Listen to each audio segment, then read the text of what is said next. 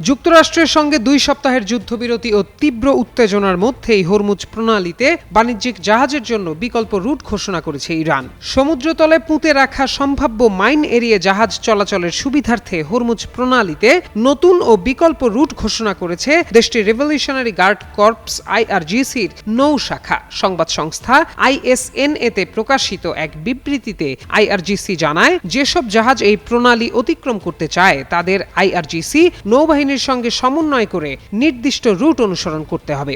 গরমে আরাম নিয়ে হবে না হাহুতাশ, ঘুরলে পরে ওয়ালটন ফ্যান বাতাস আর বাতাস।